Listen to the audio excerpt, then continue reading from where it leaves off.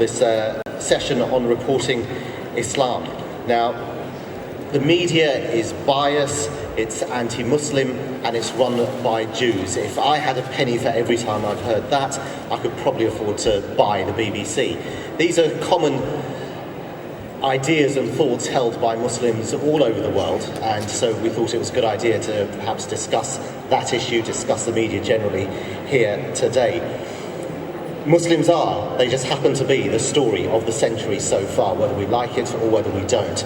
And so there's very much a love-hate relationship which exists between the media and Islam. Well, to have this discussion today, we're joined by some of the leading members of the media here today. We're still waiting for a couple of them to arrive, but I'm pleased to say that on my right I have Mr. Abdul Bari Adwan, who's the editor-in-chief of Al-Quds newspaper. It's a London-based daily newspaper. He's also written extensively on the Middle East, and in 1996 he actually interviewed Osama bin Laden in Tora Bora in Afghanistan. He's the author of The Secret History of Al-Qaeda, and Mr. Adwan is very critical of the media coverage of the Israeli-Palestinian conflict, and also believes the Americans did Al-Qaeda a great favour by going into Iraq.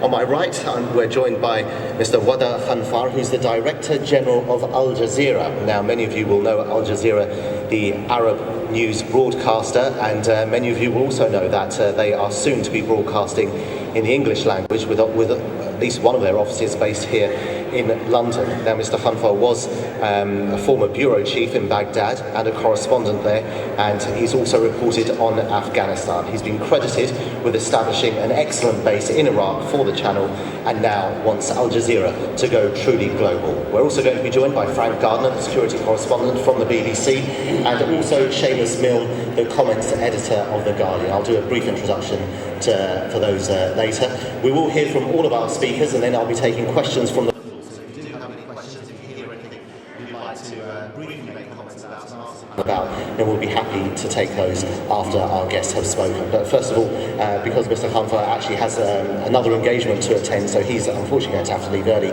So let's start with Mr. Khanfar from Al Jazeera Television. Assalamu alaikum wa rahmatullah. Good afternoon, ladies and gentlemen. I would like first to start by saying that we assume that there is a problem in covering Islam. And definitely this is the opinion that I subscribe to. There is a problem, and for the sake of the discussion today, I would like to be very clear in defining we. I mean media. So when I say we, media, it means the media itself.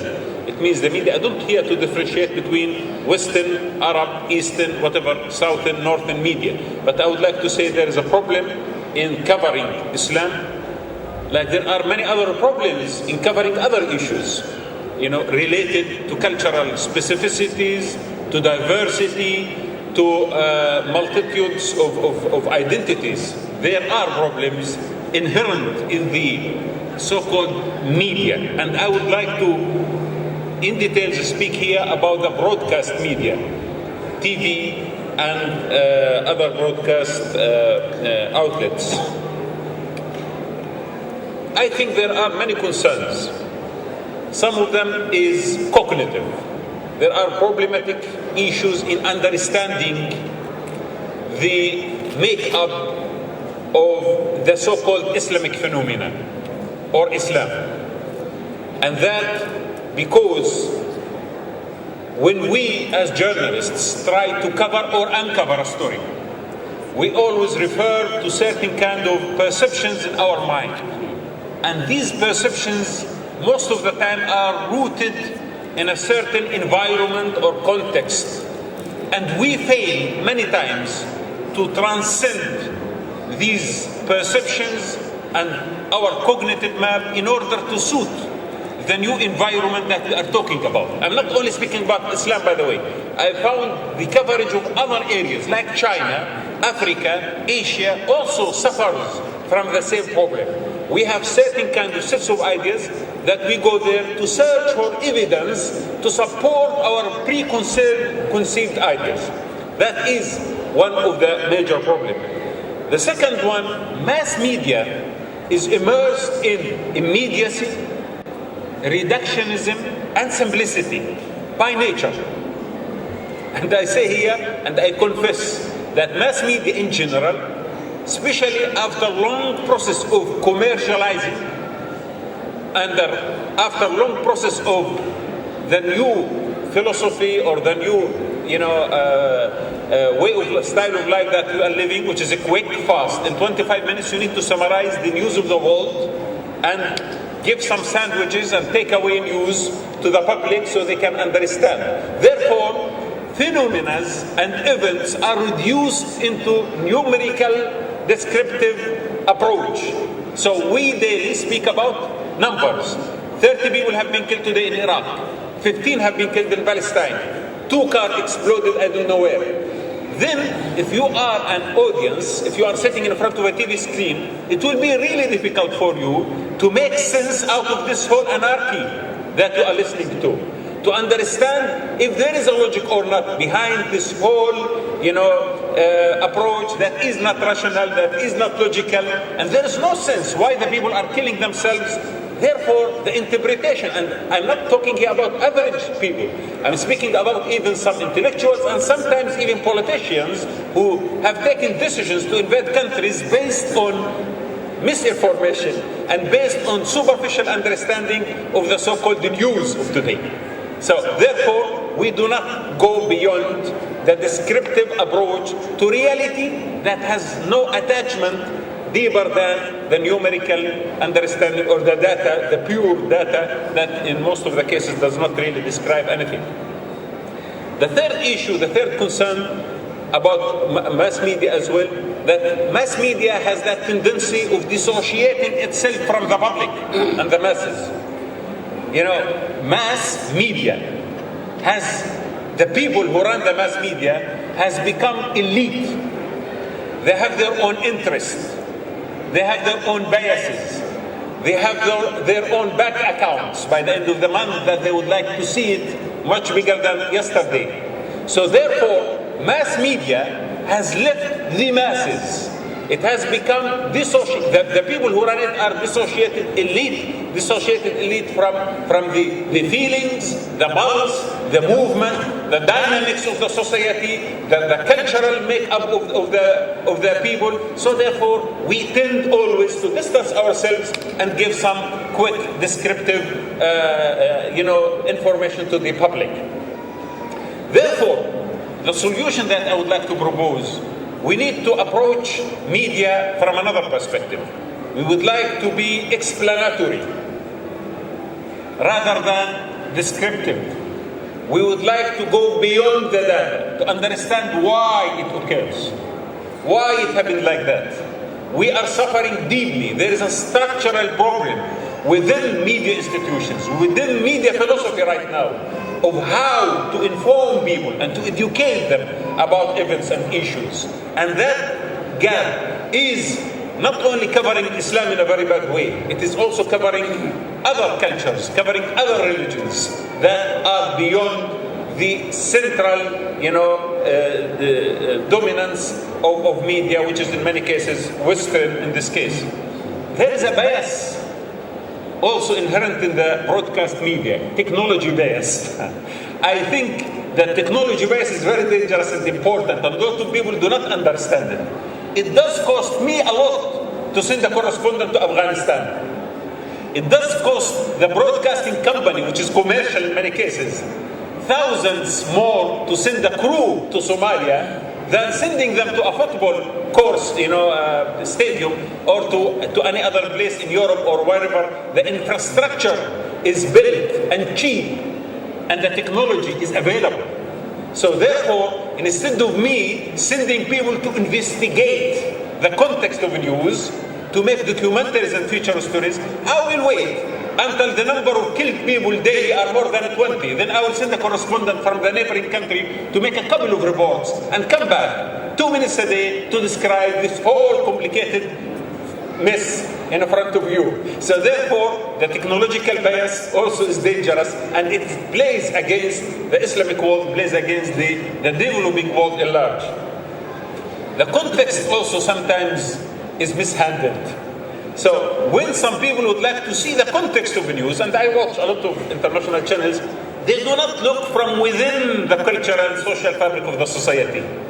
They have some ready-made views, manufactured by great, beautiful, handsome, outspoken, eloquent analysts who make money out of appearing on the screen for 3-4 minutes, quick sound bites, quick description. They are just close by. You bring them to the studio, speak to them, they give you the opinion that you prefer, and therefore finished. The story is over. This is when you look at something called the Islamic phenomena. The word Islamist in the Middle East is different from the word Islamist in the West, because the word Islamist in the West has been reduced into one person called Osama bin Laden, or one person called Abu Mus'ab al-Zarqawi. While Islamism as a phenomena has very broad, and wide spectrum of views and ideas that extend from Osama bin Laden on the extreme right, if you would like to quote that, to Tayyip Rajab Erdogan on the left. And in between you have hundreds of opinions and views. But sometimes we are very superficial, very reductionist in describing a phenomena. That is happening right now, and I think I do really blame ourselves as the broadcasters and the owners of corporations who do not deploy resources, financial and human resources, in putting much more concentration on the issue of understanding the context of the news. I would like to conclude by saying that it is important for us to realize something in media, that media is not there only to chase the news of today, which is the immediacy. Media is there actually to have some responsibilities. And I do argue that media without responsibility is a tool that is destructive. Responsibility is a very important issue to be built in. The ethical foundation of media should be restored. And when we speak about ethical foundation of media, we're not speaking about militant journalists. We're not speaking about propaganda. We are not talking about certain kind of sets of ideas. I'm talking about the essence of a quest for truth, which, in my opinion, the essence of journalism itself. And the quest of truth is moral. It cannot be commercialized. It cannot be systemized in a way that is distant from the essence of ideas and thoughts and the social understanding of reality. So a lady who has a hijab, not necessarily a woman who has been forced to put on the hijab by her father or husband, and who should be freed from that kind of tyranny. That is a matter. Any investigative journalist who would like to go live in the Middle East, he will understand that this phenomena is not necessarily something perceived negative or under pressure in the region. When I was following one day CNN, one of the international networks speaking about certain kind of political phenomena, which is when Hamas won the elections in Palestine, for example, I was shocked when someone, for example, analyst interpreted that whole issue as, he said that surely Hamas has been well financed by the Saudis. This is why they ran excellent campaign and they won the election. His mindset that when you win the election, it means that you are much better equipped with financial resources. So you are running much better campaign. He cannot understand the complexity of reality. He cannot understand that the people who are sitting in the shade one day can make history and become central in the Middle East or in the Islamic world. Because always we focus on 4 or 5. The Middle East for us, the Palestinian cause, for example, or whoever, for us is only 4 or 5 personalities who appear regularly on TV. This is Palestine. This is Iraq. This is the Muslim world. But the complexity of the reality, those who are living in the rural areas, those who are building some new paradigms that are different from the Western-centric paradigm, These people right now are making the future.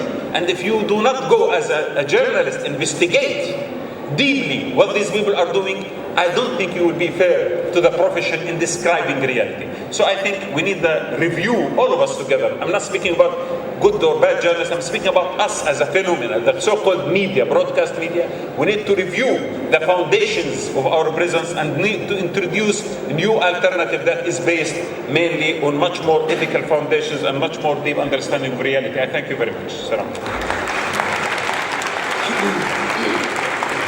Thank you very much for that. Mr. Khadra, I do know you have to go, but I have got one question. You very eloquently eloquently outlined some of the problems within the mass media. You are yourself Director General of Al Jazeera, who will be launching an English language channel very soon. What assurances can you give us today that Al Jazeera will do what it can to address some of the imbalance and some of the problems you've highlighted and put into practice the solutions you also came up with? Actually, we have defined our mission in Al Jazeera and our vision. Al Jazeera Network in Arabic and English. We would like to introduce a global perspective, but it will be rooted somewhere, because I do not believe that there is objective global perspective of news. Eventually, there is a global perspective, balanced, integral one that has strong explanatory power, but also it is based somewhere. And therefore, I see the gap in international media, in news media in particular, in the fact that most of the 24-hour news, or all of them actually, are based in the West.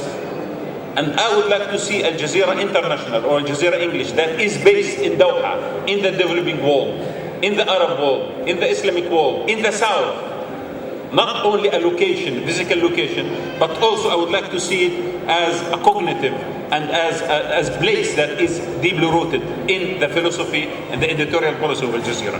That is what I would like to see. I would like to see Al Jazeera English and of course Al Jazeera Arabic for the last 10 years is doing it. We concentrate more on the field work, not the closed doors conference rooms, press conferences where we give platforms for everyone to talk as he wishes. We would like to go down to the grassroots, understand what these people's ambitions and the future and understanding of reality. I think we need to give back the human being what he deserves of concentration. That is a philosophy of news, in my opinion, close to the initial concept of mass media, which I wish we could migrate back to it again. Thank you very much. Thank you. Many thanks for that. Now let's hear from Mr. Abdul Bari Adwan, Editor-in-Chief of Al-Quds newspaper. Bismillah ar-Rahman ar-Rahim. Brothers and sisters, it is my pleasure to talk to you about the bias of the media, especially in the Western world. I remember when I first came to this country, it was late 70s. I was really shocked how the media was covering Islam and the Muslim words and the Arab words in particular. It was my arrival coincided with the oil crisis in that times. The Arabs were actually portrayed in the media as a fat, ugly man with his camel and 4 veiled women behind him.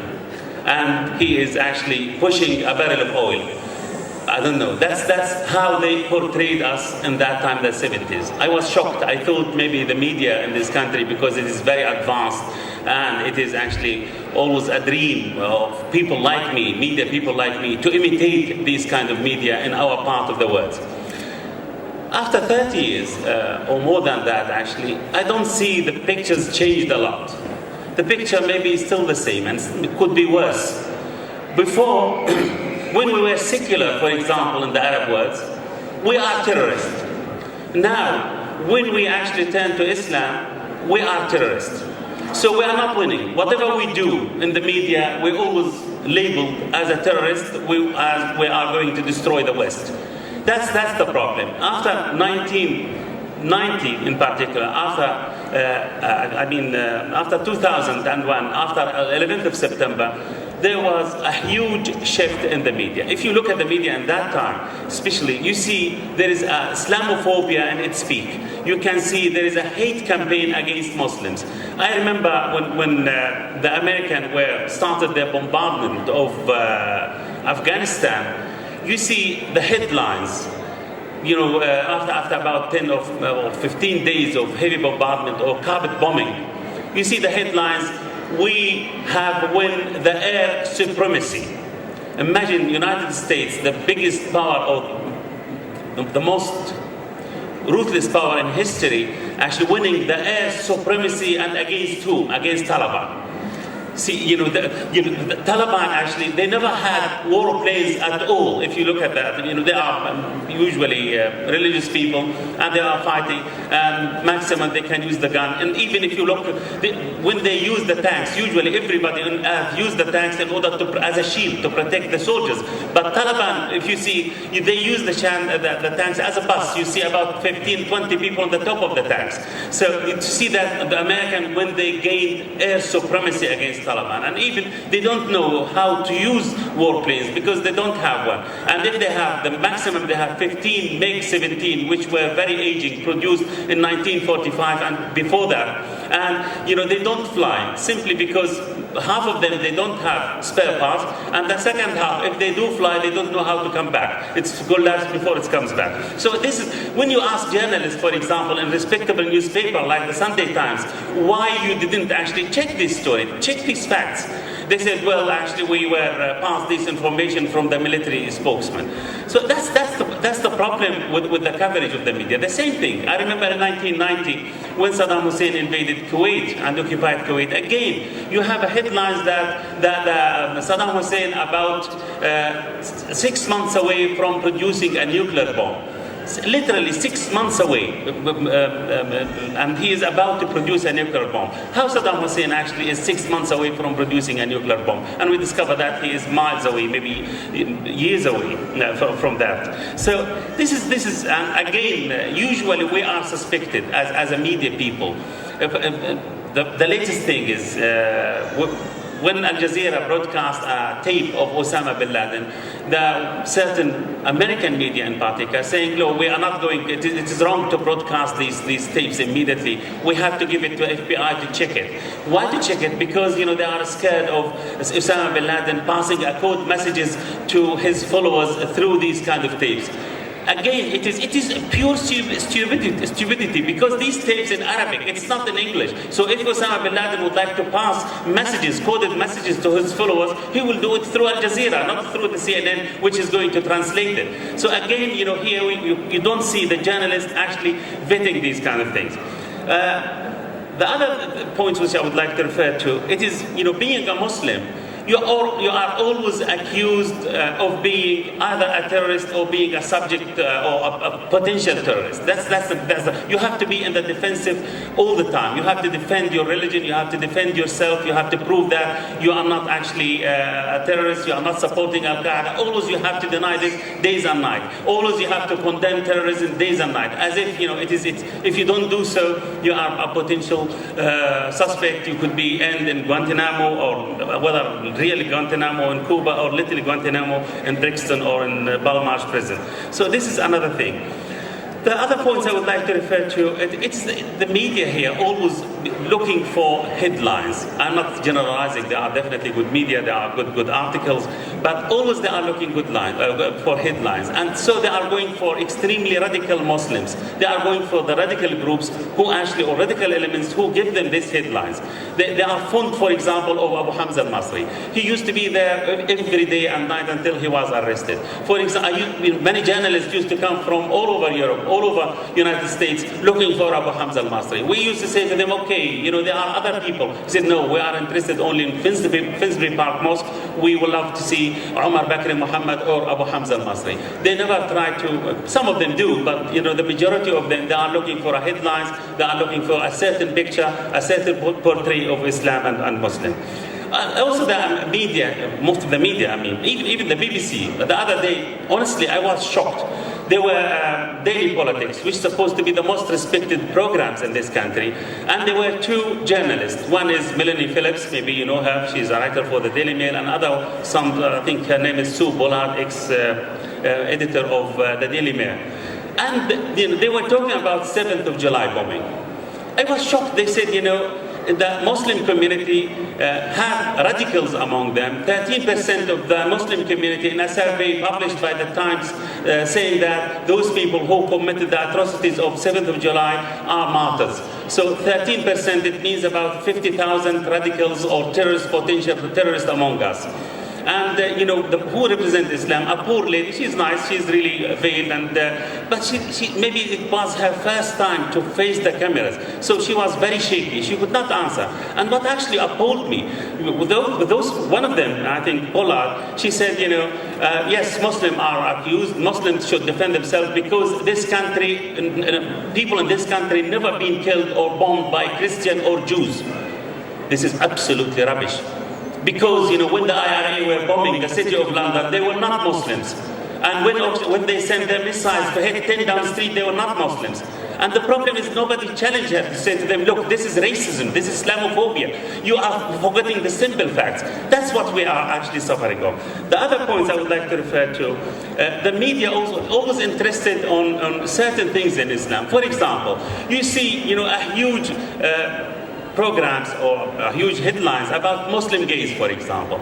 We never seen a programs about for Japanese gays or Chinese gays or Chinese lesbian or Chinese. They always anything Islam is always a headlines. And if you want to finance a film, if you want to produce film about Muslim gays, the European Union immediately give you the budget. If you want to have to produce a film about female circumcisions in Islam, immediately they give you a budget. But if you want to finance a films about why the Palestinian actually turn into a suicide bomber, they don't give you that, because it will be glorifying of terrorism. This is the problem. They want to modernize the Muslim words. When we say that, okay, we want the Muslim word to be modernized, but leave these gays and lesbian and circumcision aside, because we have in our agenda, we have 60 million illiterate. We have, at least 26% of the Muslim people are unemployed.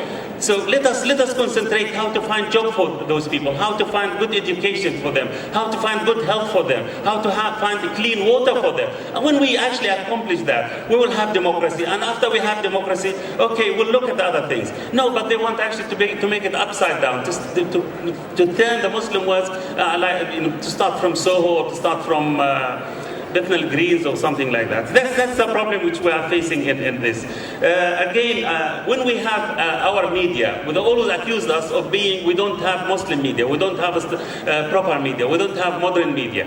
When we have the media, in Al Jazeera, for example, which was something, an earthquake, a tsunami in the Arab world. Suddenly, in the beginning, Al Jazeera was praised as a new revolution in the Arab media.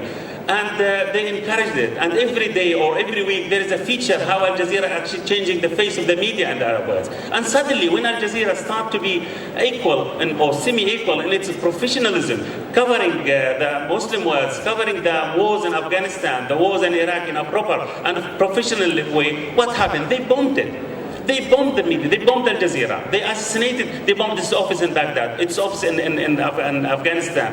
And we heard that President Bush actually discussed, in a documented conversation, he discussed the bombing of Al Jazeera headquarters in Doha simply because he is not happy of Al Jazeera coverage. Why he is not happy of Al Jazeera coverage? Because Al Jazeera was telling us what exactly happening in Iraq. They don't want to tell us what's happening in Iraq. They don't want to tell us about the massacre in Fallujah. They don't want to tell us about the massacre in Al-Qaim and massacre in Samarra. They want to cover up about these kind of things. We are not allowed to see how 150,000 Iraqi were killed. They don't want us to see how 400,000 were injured, how the women were raped, and all this, how the torture in Abu Ghraib prison. So how the American project in Iraq is a complete failure. How democracy is not the priority of the people there after they see the destruction. Iraqi people, for example, they have 2 rivers, they don't have clean water, who have 120 billion barrel of oil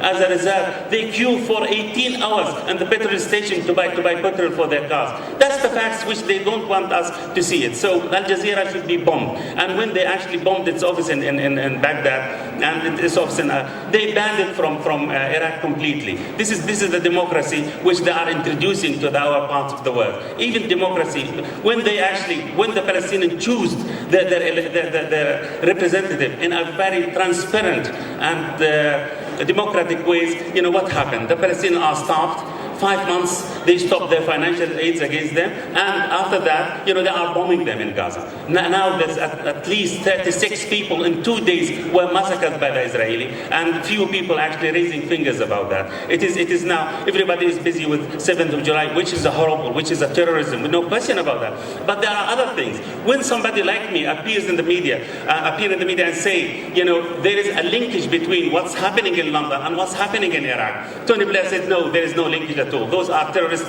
from the beginning of the century, so nothing to do with Iraq and Afghanistan and Palestine.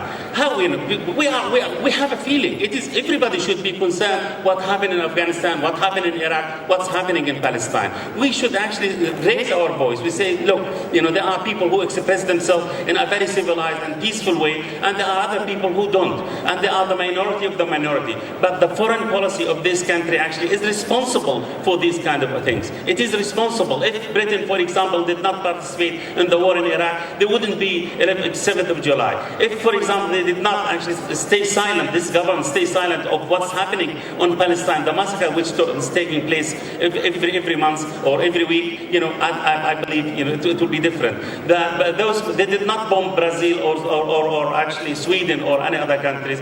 We have to raise our voice.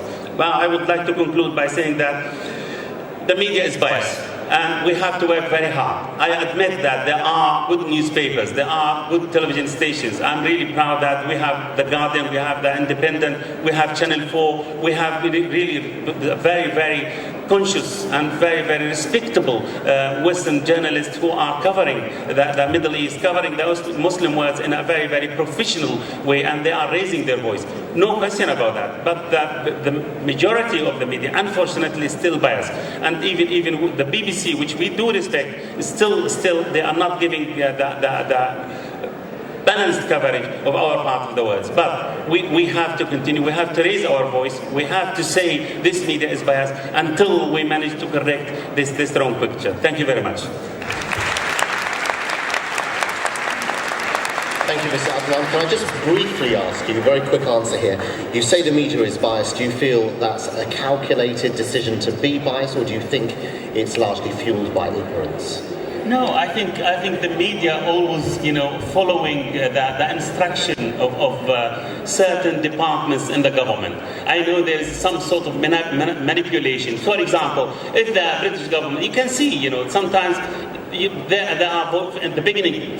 I was invited to give a talk at Oxford University, and one of the BBC, Bridget Kendall, she's the diplomatic editor of the BBC. She was actually there, and I remember before the war against Iran, I was every day in the BBC building, every day interviewed, and suddenly when the war took place, for the first 10 days.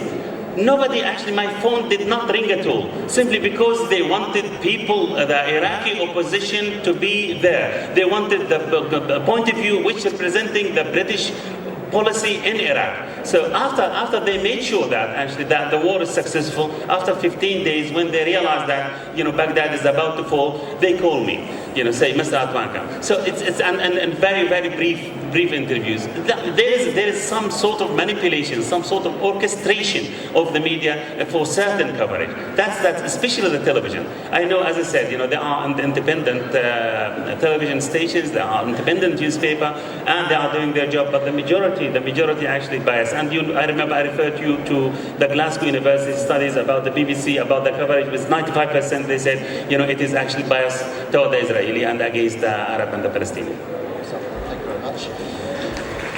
Now, I'm pleased to say we have Seamus Milne here, the comments editor of The Guardian. So we'll hear from Seamus. Thanks very much, and thanks very much for inviting me to this magnificent event. I don't want to really make a sort of set-piece speech. I was rather hoping that we would have an engagement and a dialogue between us about some of the issues that we're discussing in this session, because I think your views are as interesting to me as hopefully mine are to you. But I was just going to make a few observations, and I think maybe Abdul Bari has already touched on some of them, and I'm sure there'll be themes that will recur in any discussion of the media and Islam. I mean, if we're talking about the reporting of Islam in Britain and more widely in the West, I think it's probably common among most Muslims, and I think it's certainly the case, that Muslims and Islam does not get a fair crack of the whip, and there is a problem in the reporting of Islam and Muslim affairs and the Muslim world. And I would certainly agree with Abdul Bari that in most of the media there is a bias, not only in how it's reported, but in those voices. Should I stop? Apologise for this. No, it's fine.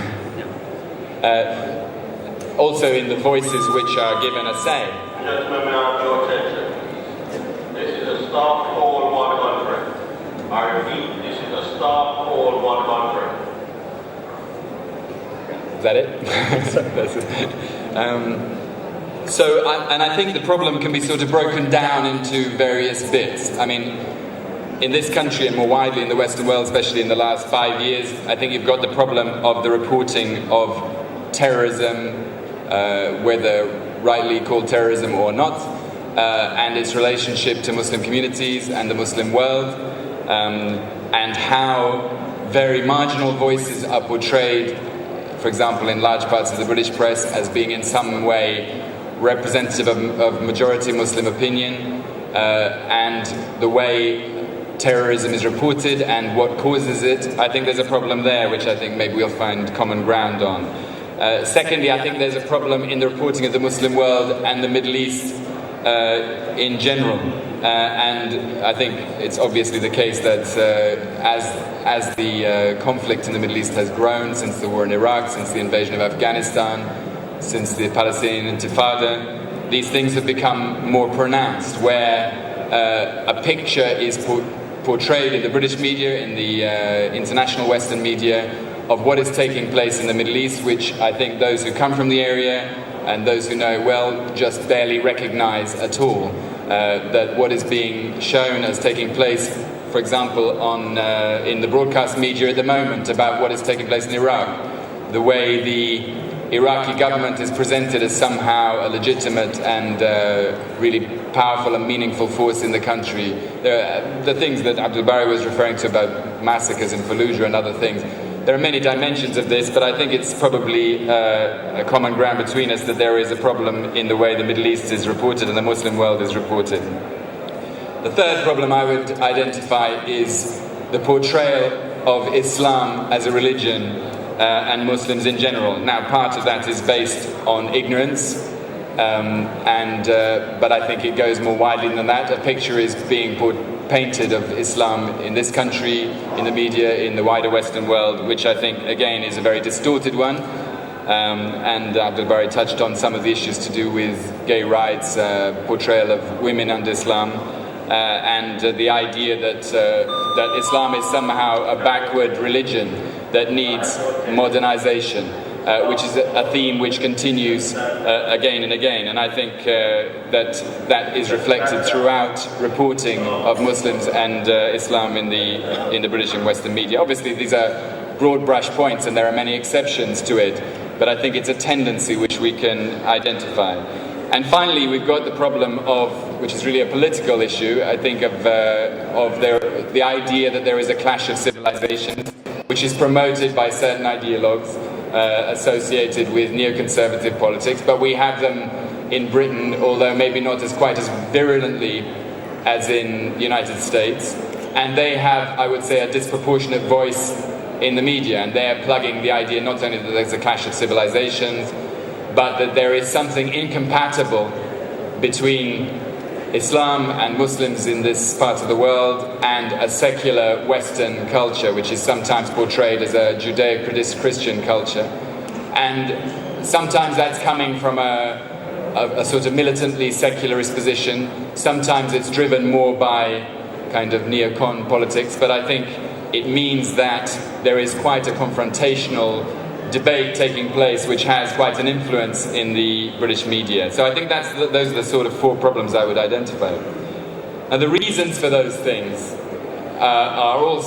can be broken down, are also a bit various. I mean, one of them is just the way the media works, and I think we have to be aware of that. I mean, not only the broadcast media, but also the tabloid press.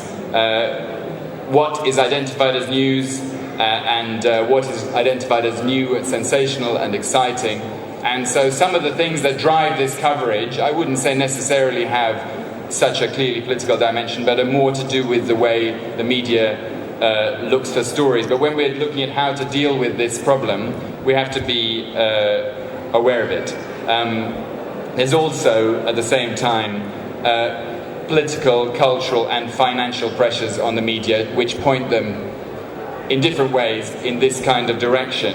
And as Abdel Bari mentioned, I think there's also the problem of government influence and pressure. And just a small point about, for example, the BBC, I think he's right that the coverage of the Iraq war changed very dramatically once it started. And the voices, as has been shown through academic research, that have been allowed on, the agenda that is presented about the war and the occupation of Iraq, very much reflects, I think, the fact that this is government policy and that both major political parties are committed to the war and the occupation. And I think that's been felt in a way which just simply does not represent or reflect public opinion in this country or the world, let alone what's actually taking place on the ground. But, I mean, it's been quite public, and we've all followed what happened with the pressures that were exerted on the BBC in the wake of the war and the occupation, and it would be absurd not to recognise that that's clearly had an effect. I mean, the second thing I think we need to be aware of when we're talking about this media coverage issue is that although I don't believe that there is any clash of civilization, there clearly is a conflict in the Muslim world with the West, and that is a material fact of our times. You know, Islam, or rather the Muslim world, finds itself at the sharpest end of conflict with what I would regard as the new global imperial order, and that's partly coincidence, it's partly to do with oil, it's partly to do with the history of the Middle East in the 20th century, and it's partly to do with the political development in the region, where political Islam has emerged in the wake of the decline of Arab nationalism in the left as a political voice and representation for a region and peoples who find themselves constantly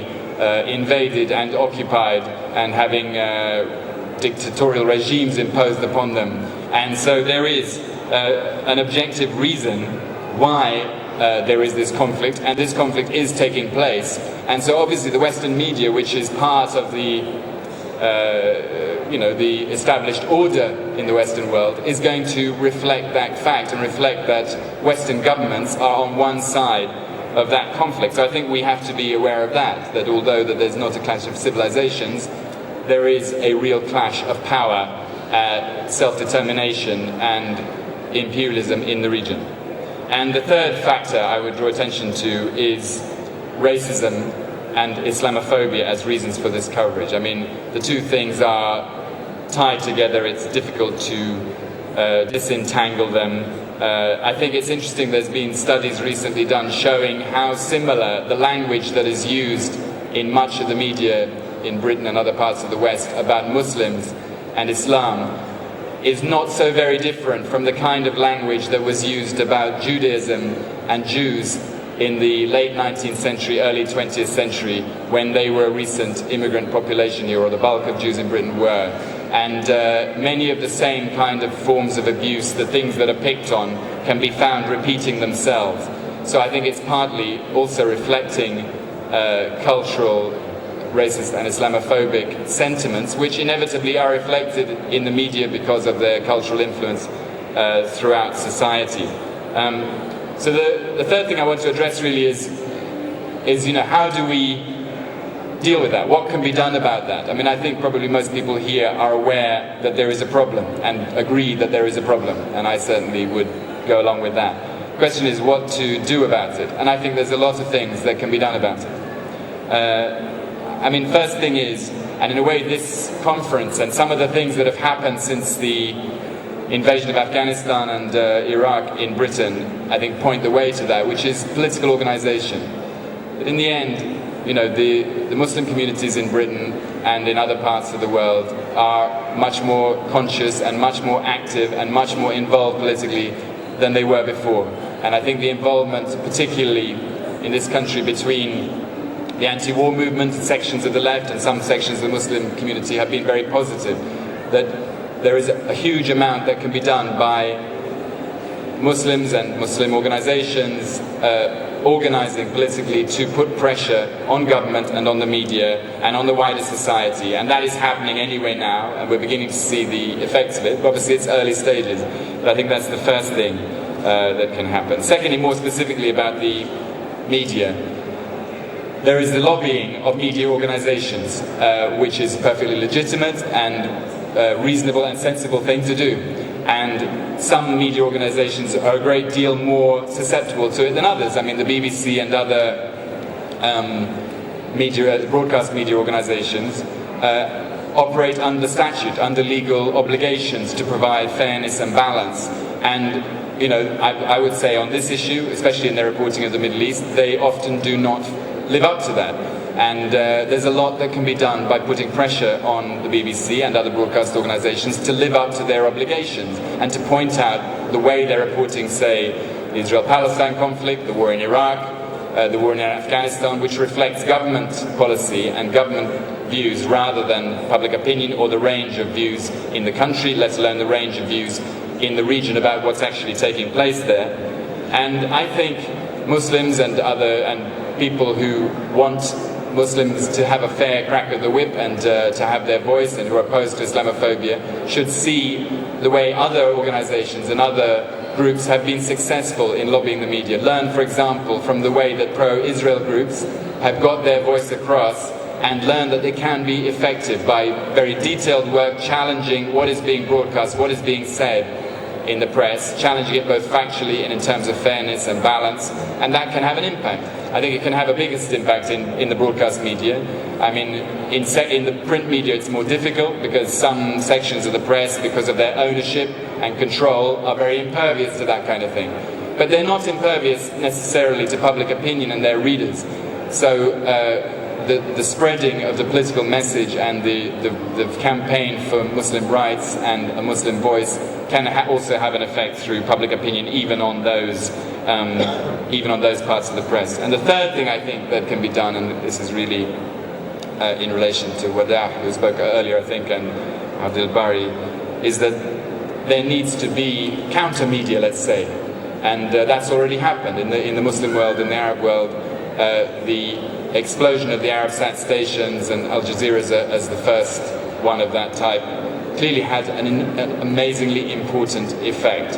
And for whatever criticisms people have got of it, I think that should never be underestimated. For the first time, the satellite stations, or the mass circulation of independent TV, the Western monopoly of that was broken by the launch of Al Jazeera, and a pluralism was introduced into the Arab and Muslim world and the Arab media which never existed before. Now it's often been presented as simply about the regimes in those regions, mostly Western-backed regimes, who deny and continue to deny freedom of speech in those countries. But actually it's also about, and perhaps more significantly even, challenging the Western narrative and the Western view and the Western reporting of what is taking place in a part of the world in which the West has consistently interfered and occupied over the past 100 years. So I think that's the third thing, that by promoting alternative voices, and in this country, alternative media, both broadcast and print, and now on the internet, which is opening up in an accelerating way, which is very important,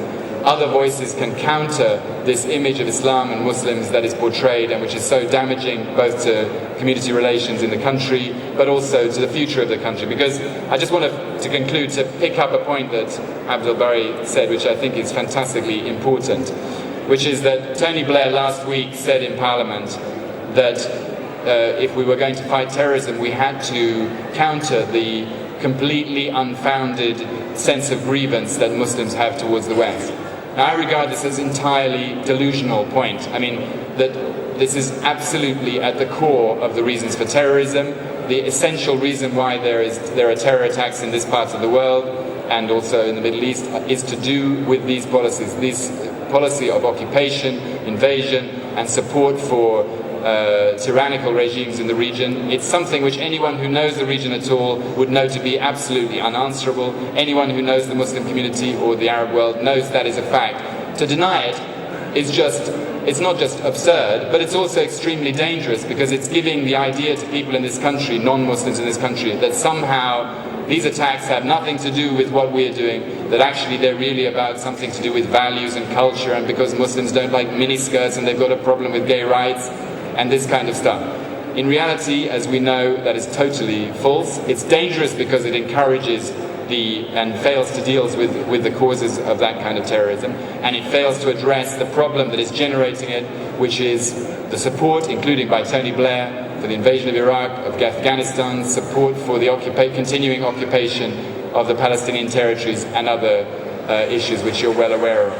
So I think it's very important for all these reasons, for the future of this country and for the future of the world, that people understand where this problem is coming from and it is addressed. And so we all have a responsibility, both those of us working in the media, but also all of you, to counter that so that people understand what is going on and deal with it.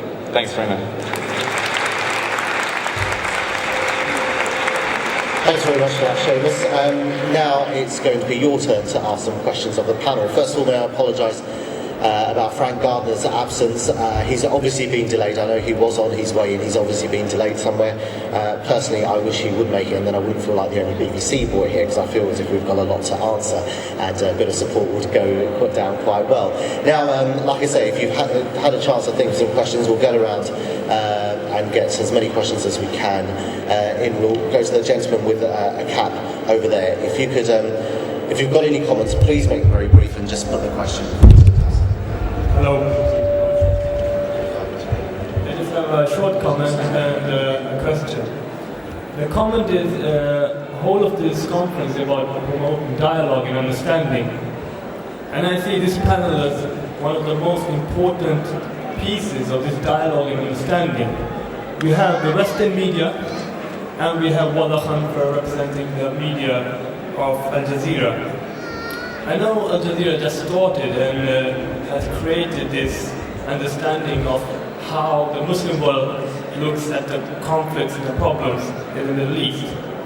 But there is also the problem of a bias from the Muslim side that's not showing how the Western people are living and the culture, and I mean the positiveness in the Western part of the world regarding the anti-war organizations, etc. So I think this is a really, really important thing to promote a dialogue between the different media. So we don't get a bias on each side.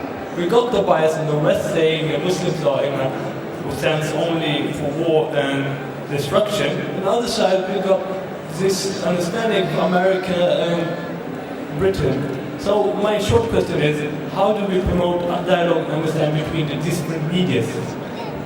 Just before we get to that question, do you believe, Bari, that the Muslim media is perhaps potentially as biased as the Western media? Yes, I admit some part of the Muslim media is really biased, simply because we are in the receiving end, actually.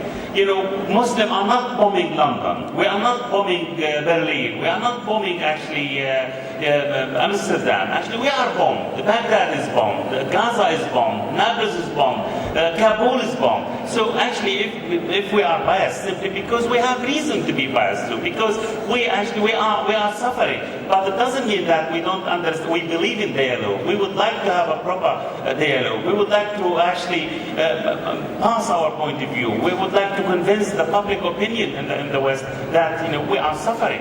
And so that's why it is a bias. And also, we are not really highly civilized, educated societies like the West. If we have biased media, it's maybe because of ignorance. We are not really the same level of education like the Western journalists, like the Western media, for example. So, yeah, if we have short meetings, if you have some weaknesses, it is understandable. But we cannot accept the same weakness or the same bias from the Western media, which is supposed to be the best in the world. I know what you're saying about there is bias from Muslim media, but it does sound to me like you're excusing one bias from Muslims to non-Muslims, and you're giving absolutely no slack and no room for ignorance from non-Muslims towards Muslims. I'm not excusing our bias. If you are, for example, supporting the Palestinian cause, if you are supporting the Palestinian people, it doesn't mean that you are biased. How can I be a Muslim and a Palestinian, for example? How can I be neutral when I see my people are bombed every day, for example? If I'm Iraqi, for example, I see my people bombed every day. How can I be biased? That's the problem. We are suffering. But when I say the Western media, they are not bombed. They are actually, their governments are sending this F-15, B-52 to bomb us. That's why if we are biased, that's what I mean. When we talk about the Middle East problem or Iraq problems, we are biased about the rights, but they are biased about the wrong. That's what I mean. Okay, thanks very much. I just want to say, just before answering this point about the BBC, I just want to say that really actually I'm a big supporter of the BBC. I think a publicly funded broadcasting organisation which is publicly accountable under the law is actually a very, very positive thing and must be defended from a lot of predators who are out to get it in this country. I think my point really is that, particularly on foreign policy, much less on domestic, there is a profound reflection of government priorities and policy which needs to be challenged. But it can be challenged because of this setup. And also just the relation of Frank Gardner doesn't seem to have been able to make it. I think the EU example, some of the emerging region has been very effective since the July bombings last year in making clear to people here when we can give them a chance that this is about foreign policy in the British and Western foreign policy in the region, in the Muslim world, and not about this kind of civilization and values which we sometimes portray. On the point about Marxism in Muslim media, in the actual Muslim world and in the Arab world in particular, I think if we compare apples with hands, the press in the Arab world is very, very small in terms of circulation. There are a lot of these regimes which are mostly Western backed or supporting regimes in one way or another are very dictatorial. There isn't freedom of press in most of these countries, and actually if you read and follow the Arab media and in other parts of the region, I think you'll find that far from presenting another hostile view, they're mostly quite pro-Western and simply don't reflect their own population's views, because that population sees what's actually going on. So I don't think we're really comparing like to like. Obviously the funding and the resources available to Western media is hugely bigger. But I think there is an important point that was raised by which is that I think it's very important that people in the Arab and Muslim world are aware of the fact that the majority of people, for example, have opposed the war in Iraq from the start and continue to oppose it. Probably most of the people killed last July in London opposed the war in Iraq.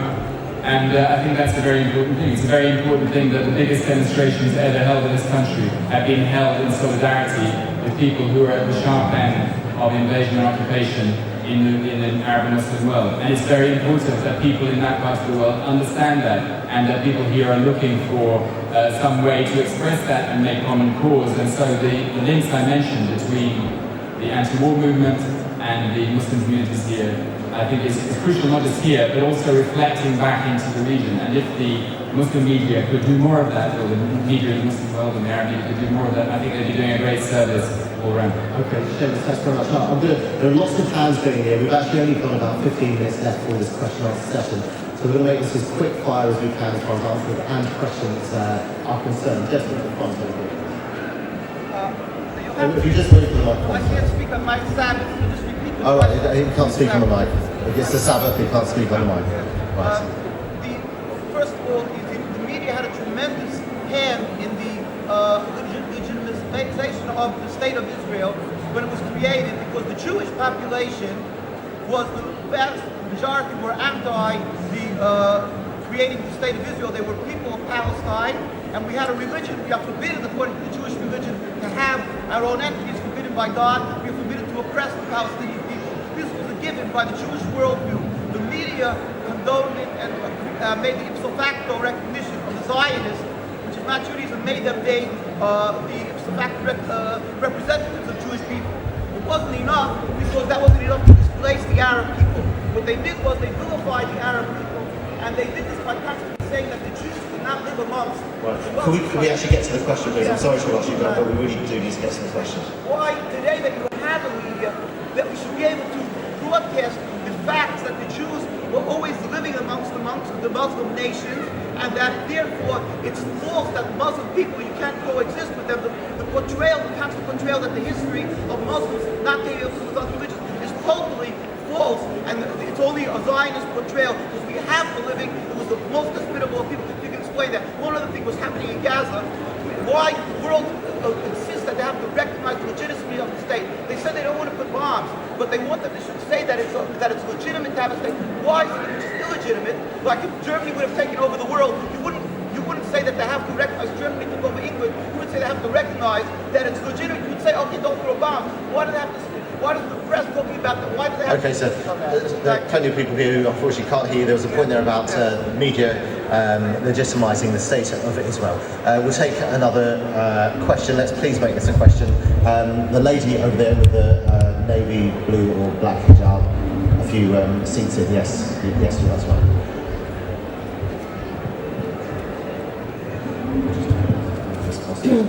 Thank you. Can I ask you, why is it that Western and Muslim media do not report on good and positive news from Palestine? Because it is out there. For instance, the case of a bereaved Jewish mother whose son was killed on a bus bombing, and she met the Palestinian parents and their child who received her dead son's body organ. And then there was the case of a Palestinian father whose daughter was killed by Israeli soldiers, and he wished to donate his daughter's heart to a Jewish girl who was in need. Right. And yes, if you could comment on that, please. Okay, we will comment on that in a moment. I think it has sort of been addressed, but thank you for that. Let's take another lady here with a blue top. Yes, lady on my right here with a blue top. I have one remark. This debate is about Islam, reporting Islam, but we are only talking about Middle East and what is going on there. There are so many other Islamic countries, like for example, what's happening in Chechnya or countries as Kosovo and Albania. And I think it's something we also miss in the mass media, that people are not reporting enough about what is going on there.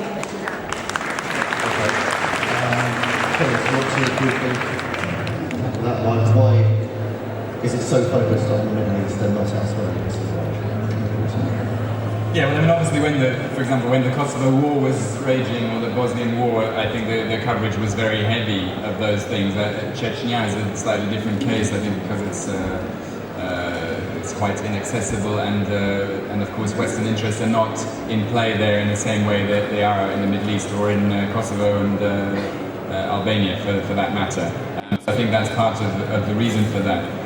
But I think it's also, we have to be aware that this is the Middle East at the moment is the fulcrum of conflict in the world, and so I don't think that's necessarily a mistake that there is focus on those occupations and the wars.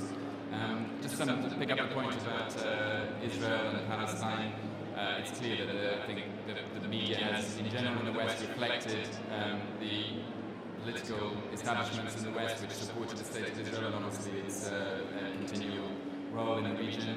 So I think that's what that comes from. The positive news you talked about relations between Jews and Palestinians, or Israelis and Palestinians, Jews and Arabs, Israelis and Palestinians, I think has been reported. I don't think that's the problem, actually. I think the problem is that there's a misrepresentation of the conflict as between two equal peoples who are fighting over the same piece of land, and I think that's a big underlying issue in reporting from that.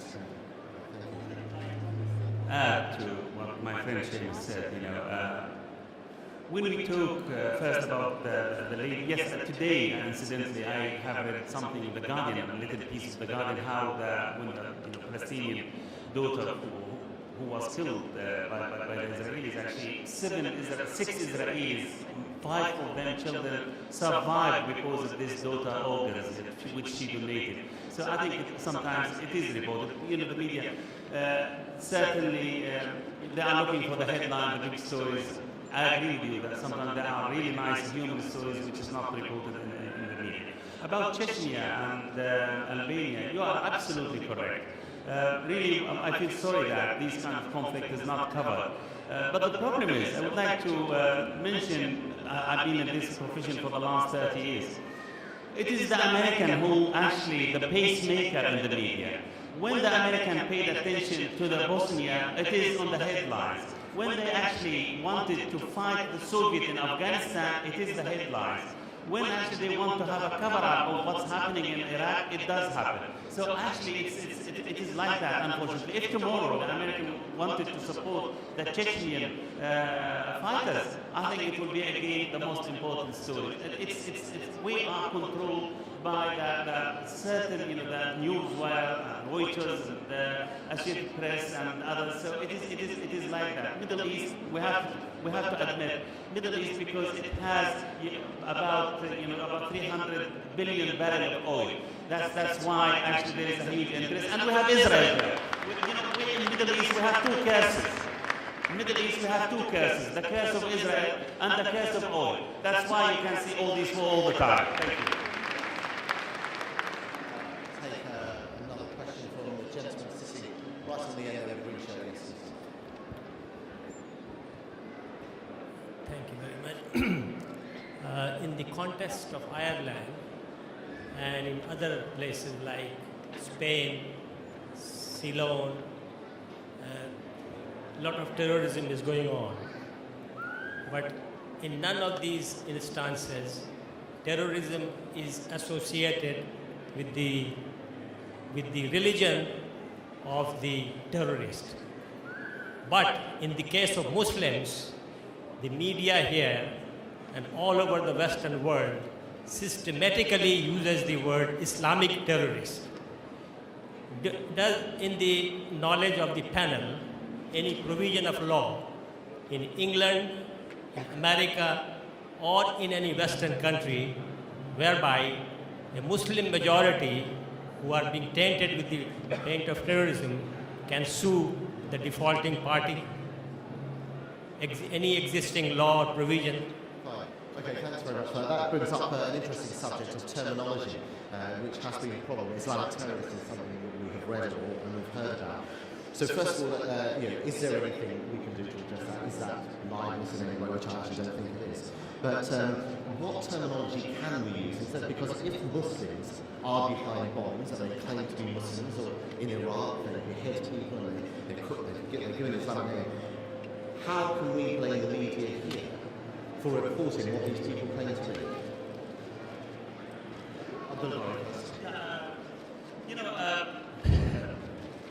For example, if you take the suicide bomber, it is now Islamic trademark.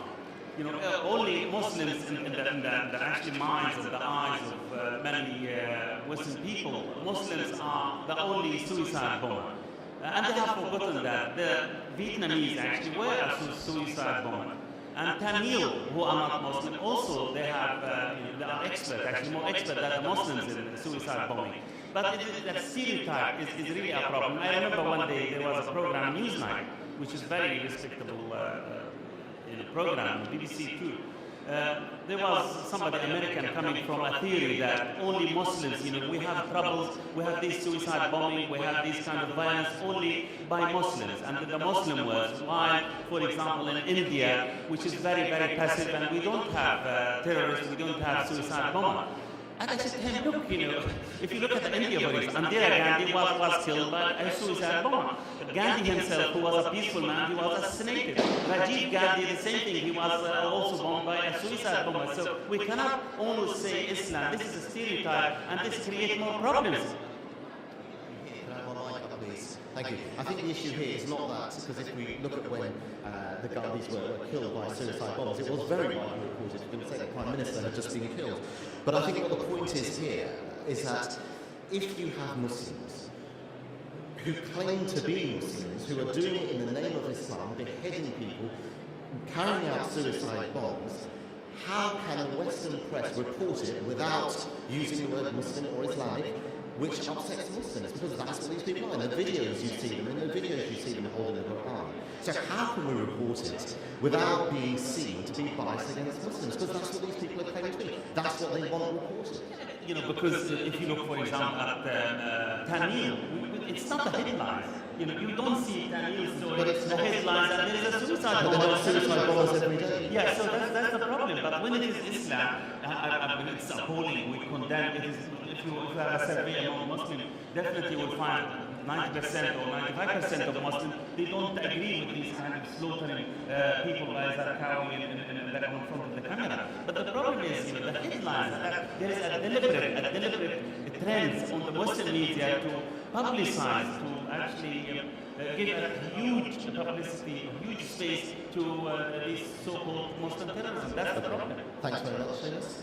Yeah, I mean, I tend to agree with you that it's impossible to avoid this. I mean, in the sense that that these are self-designated Islamists. I mean, in the Guardian, we have a sort of code of how these things should be reported and described, and we discourage any use of the term Islamic or Muslim before terrorists, and we tend to use Islamists. But then many Islamists, the vast majority of whom are not in favour of this kind of actions, would then might reasonably feel pretty cheesed off about that as well. So I mean, I think that the point is to be sensitive, and as Uncle Boris said, to not highlight these things as the key fact. I mean, for example, you know, the Red Brigade's terror movement in Italy in the 1970s were socialist or communist, but they weren't constantly described like that, and you know, understandably socialists and communists would have been pretty fed up if they were all the time. So I think it's a question of sensitivity and recognising that the constant use of particular terminology is extremely damaging. I mean, other ones which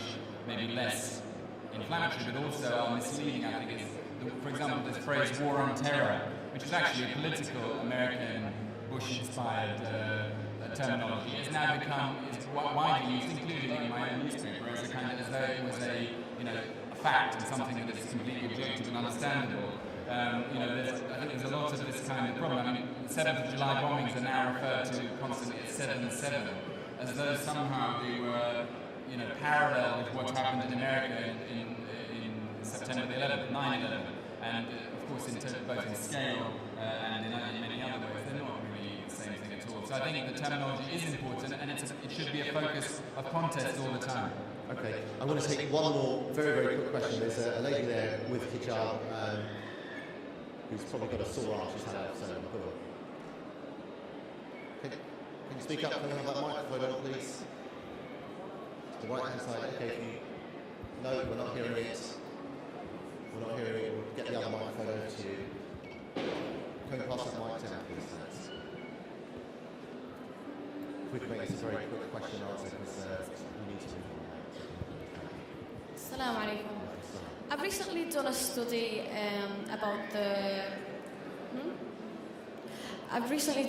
about the Muslim caricatures about the Rasul alayhi salatu salam, and my question in the study was, how did the media reflect on the protests of the 4th of February and the 18th of February?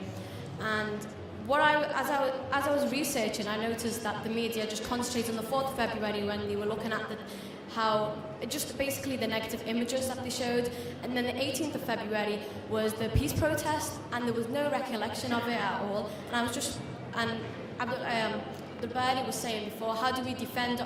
We're defending our religion every day, and how can we move forward? And the media isn't showing how we are defending our religion, and it's just, and like the guy from Al Jazeera was saying before about, it's just become a headline and not a morale. Right, okay. I'm going to take that question. I'm going to kind of slightly rephrase it in the sense that what the sister is asking, there are people who are doing a lot to try and put forward the positive side of Islam. So as Muslim viewers here, somebody asked me this question in a written form, I thought it was very good one. As Muslim viewers here, what can each and every one of us here do to try and to put right this problem that the sister just mentioned? What can we do? What role do we play? Seamus did refer to this, and he elaborated, and he gave a very, very good advice. We Muslims, we should be extremely active. We should write to the media. we should actually write to television producers, editors, the newspapers, and express our point of view. We should write to our MPs. We should be extremely active in this field. I think if they do listen. I'm telling you, they do listen to you.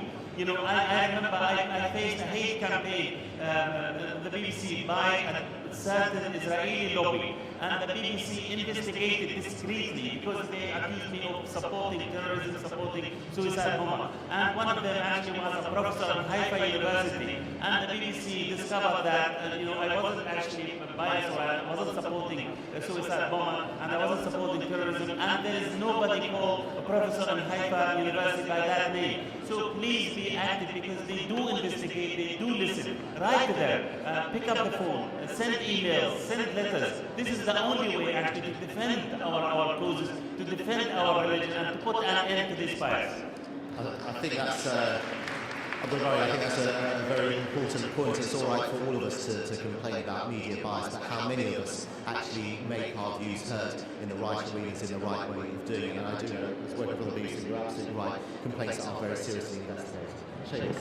I'd just like to reiterate that point. It's very, very important. It does have an impact, not every time, but if the work is put in, if the detailed attention is given to the way things are reported, then it will have an impact. So it's very important that people lobby and that they make their voices heard. So I just wanted to reiterate that point. And the other point about these February demonstrations, I think from a reporting point of view, it was perfectly fair that the first demonstration was reported, the Hajjun demonstration was reported. But what was wrong, I think, was the impression given was that this was much bigger and more significant than it actually was, and that the other much bigger and more significant demonstration was given much less attention. Again, there are sensational reasons for that, but I think it's, the media has its own responsibilities to report things in context, and I think that's what went wrong in that case, rather than the fact that it was reported at all. Okay, Seamus. Right, Seamus, thank you very much. Abdul Bari, thank you very much. Now, I've just heard that Frank Gardner has actually just arrived, so if you, we were going to conclude the debate there, but I think it'd be a shame if we don't hear from Frank. If we can all just remain seated for a while, so while we wait for Frank, is Frank going to be on here in a few minutes? He'll be on here in a few minutes, so I'll tell you what we'll do. We may as well use our time constructively. We're going to take another question until we see Frank. It really would be good to hear from him. Let's go to the sister there with Jarl.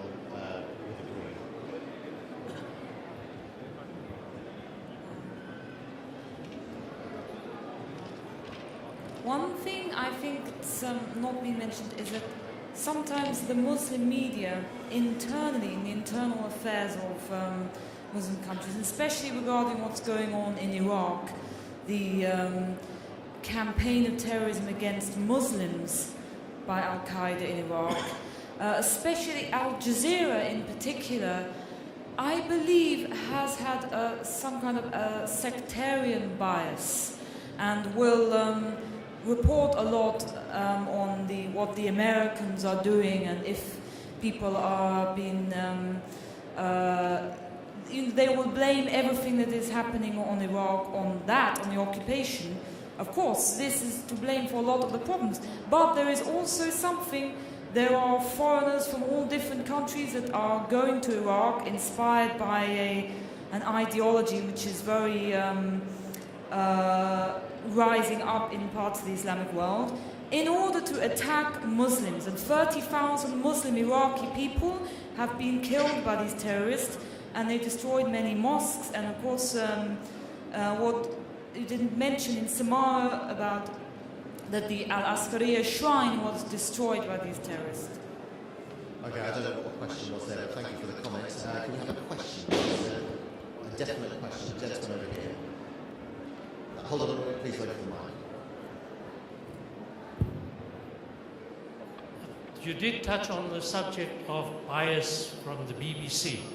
Now the thing is, one notices that in the Newsnight programs, or whenever there's a program, for instance, Dateline London, where Bari Akram appears quite often, one notices that they always seem to have a majority of pro-Israeli speakers rather than a balanced, panel. Who decides that the panel the composition of that particular panel. Okay, I think I'll just answer this myself very briefly. It's basically the producer and editors who in meetings decide who the panel is. The subject of pro-Israeli coverage has come up quite a lot today.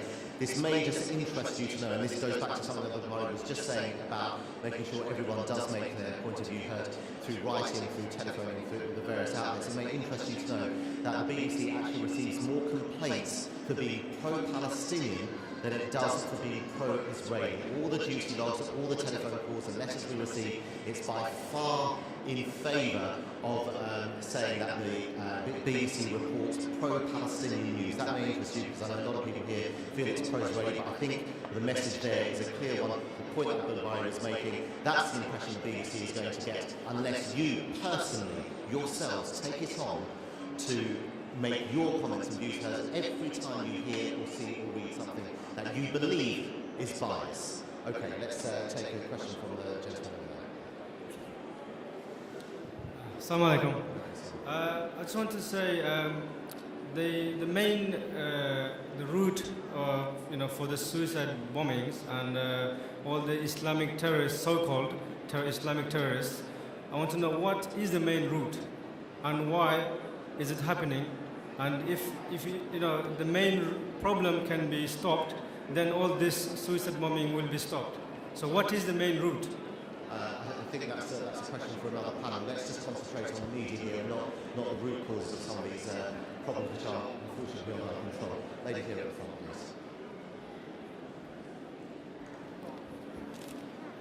The reason Muslims are not ringing into BBC because they are frightened. They're frightened because they'll be haunted. They're frightened that they'll be targeted. That's why. How do you mean they'll be targeted? In what way? Because they'll be looked at as if they are one of the terrorists. Because when innocent people are picked and the police is going to the house in the middle of the night and trying to say that, well, you are the terrorist just because somebody has complained about them. But I think even I myself, when this incident happened last year, I myself felt that if somebody's watching me leaving in and out of the house because I wear hijab. So this is how publics are frightened. Even though I'm not frightened, I have written to my MP and giving my feelings, but most of the Muslims, that's what they're frightened. Okay, thank you very much for that. Can I just say that if you do phone into the BBC or write to the BBC, you can actually do it anonymously. You don't have to leave your contact details. Right now, I'm going to ask for questions to the panel to do with reporting Islam, please. We seem to be going very broad here. We're not using our panelists to the best of their ability. Can we please have questions only for the panel about reporting Islam? The gentleman with the striking top over here. Hi, I think we've had some of the most irresponsible journalism covering the war on terror since we've been around, since it's started. I think what's lost is some journalists have forgotten the duty of care that they have for the public to inform in a very well and balanced manner. What I wanted to ask was if by the Arab media precipitating this bias, it doesn't help the situation.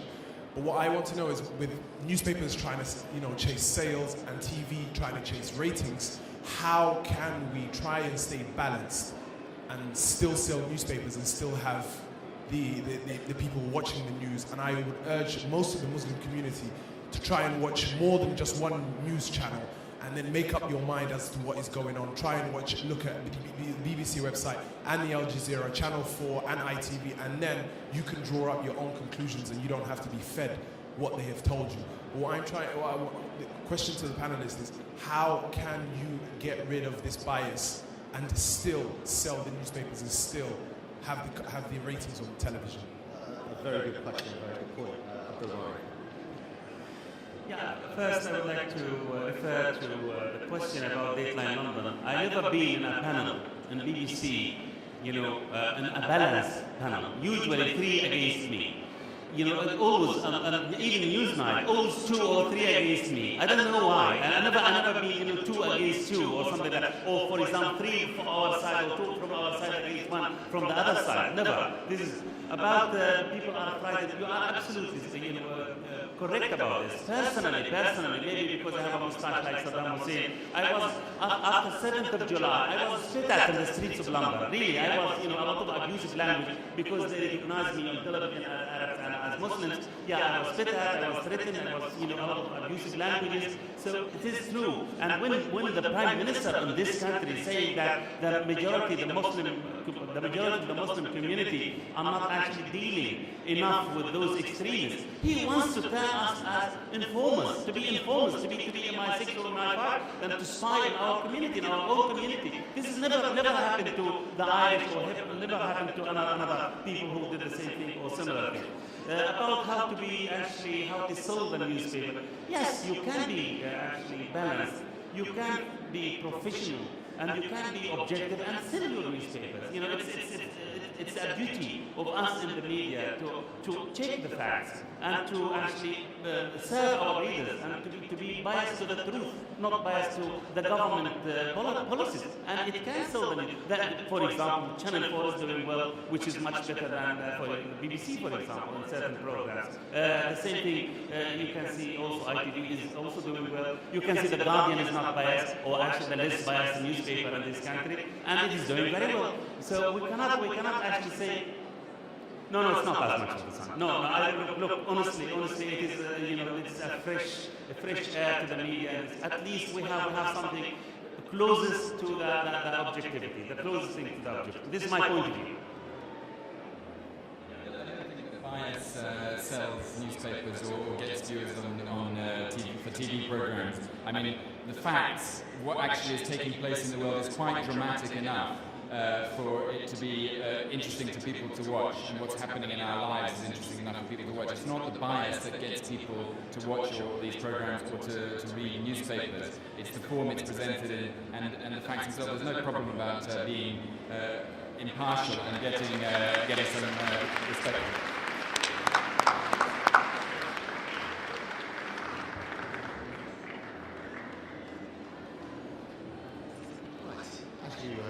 You probably see we are very pleased to have Frank Gardner here. Glad to join us. Let me just give you a brief introduction if you don't already know what I'm sure you do. Frank Gardner is a BBC security correspondent. He deals with national and international security, most notably Al-Qaeda related terrorism. In 2004, Frank was shot 6 times at close range by terrorists when he was filming in Saudi Arabia. His cameraman was sadly killed in that attack. Frank speaks fluent Arabic and studied Arabic and Islamic studies at university, and before he came into journalism, he actually worked as an investment banker. Frank has written a book, which I think is available at the Islam Expo, called Blood and Sand, about his experience in the last couple of years since the attack. So please warmly welcome Frank Gardner.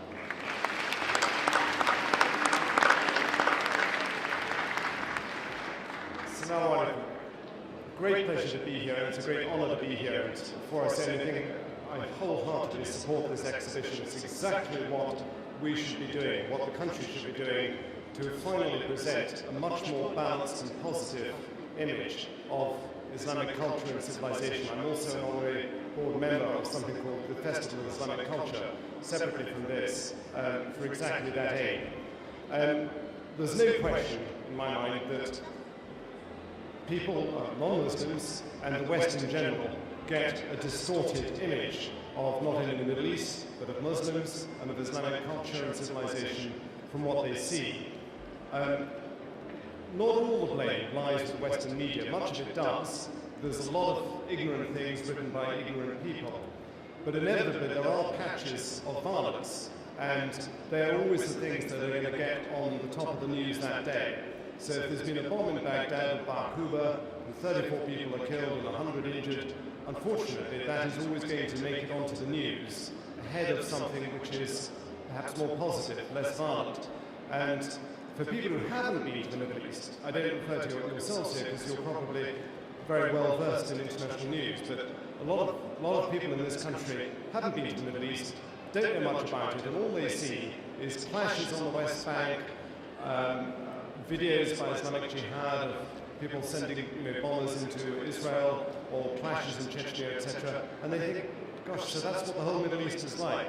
I'm very lucky that I spent 24 years on and off going to the Middle East, into the Islamic world, before I got shot. So I was able to put that in perspective, and I don't hold against Muslims or against the region at all what happened to me. The people who shot me and my cameraman were psychopaths. They were extremists. I've explained it to my children that these people were madmen, which they were. Yes, they shouted Allahu Akbar as they shot us, and the first person who approached me smiled and said Salaam alaikum, and then took a gun out and shot me. That was a bad moment for me, because I've been spending 25 years telling people, my colleagues in the BBC and elsewhere, you must be polite. Don't go up to somebody and say, hey, where did you find the mosque? Say, Salaam alaikum.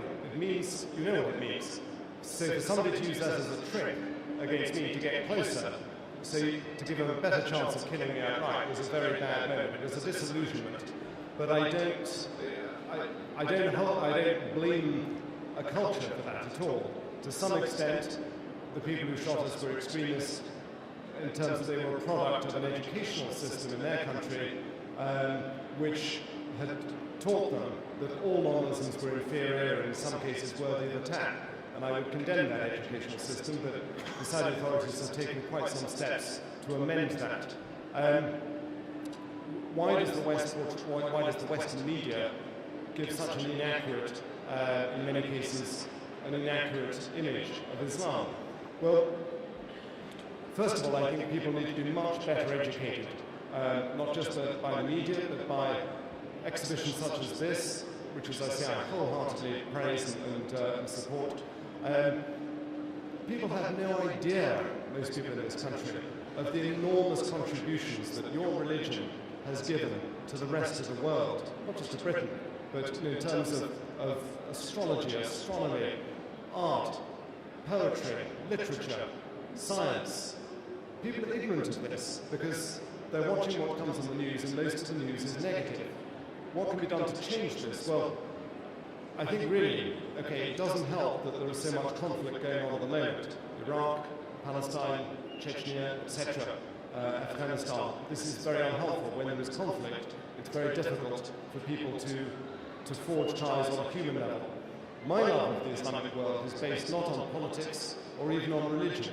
It's based on the sheer human kindness that I have experienced right across the Islamic world on a human basis, on a one-to-one basis. And my respect for Islamic culture is very much on a human basis. It's because Muslims have shown me so much kindness, and my family. We've lived many times in the Arab and Muslim world.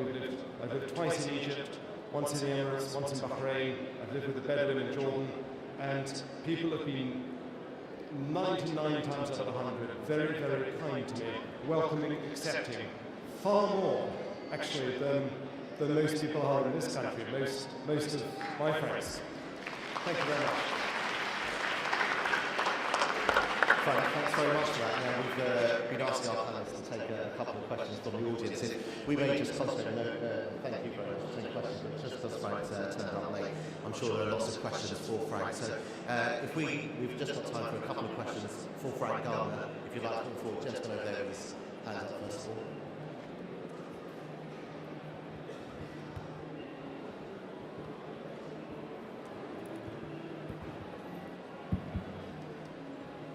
I welcome Gardner here, and I appreciate his kind words for the Muslim world. Thank you very much. My question is that, from history we know that America was the first one to develop the atomic bomb. And not only they have developed it, they have actually destroyed Hiroshima and Nagasaki by using it on civilian people.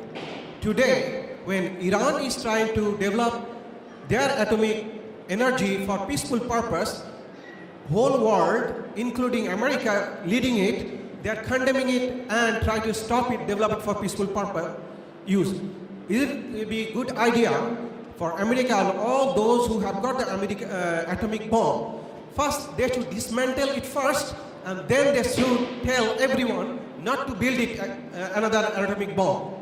That is my. Can you comment on that, please? I think that's a political question. That's a political point to be made. We're here to hear Frank's experience of reporting on Islam, drawing on his experience, not his personal political views.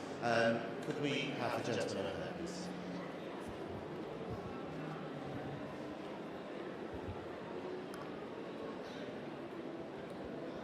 Could we have the gentleman over there, please?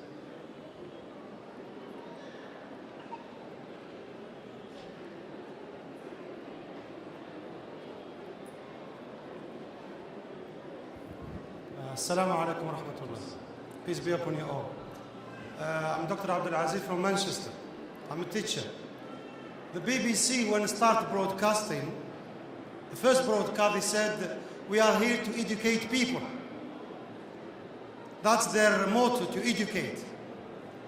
Now, don't you think that we are not educating people? Is more E for indoctrination, P for propaganda? Where is this education? Even fourth is nurturing as well. Some media nurture violence because of the messages and pictures. And people say what you see, what you listen, and what you hear can shape your mind. Don't you think the media has a responsibility? Responsibility on what is happening in the world. Okay, thank you. Right. Well, let's put that to Frank, about the responsibility of the media. Media does have a responsibility, certainly, but I don't know if this was an attack specifically on the BBC or the whole of Western media or the whole of global media, I'm not sure. All media, okay. They do, but I work in the news business, and every day we have to evaluate what is newsworthy. So just to give you an example, on Thursday evening or Thursday afternoon, Al Jazeera ran and shared with us the Shahzad Tanweer video. Now there are many people, we've heard complaints of people saying, why did you run that? Why did you show that?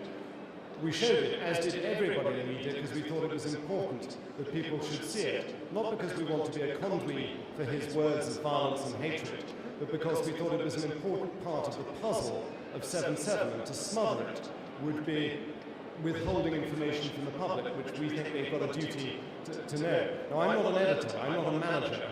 My job is to report. So people on a higher pay grade than me make the decisions as to what people should see and shouldn't see.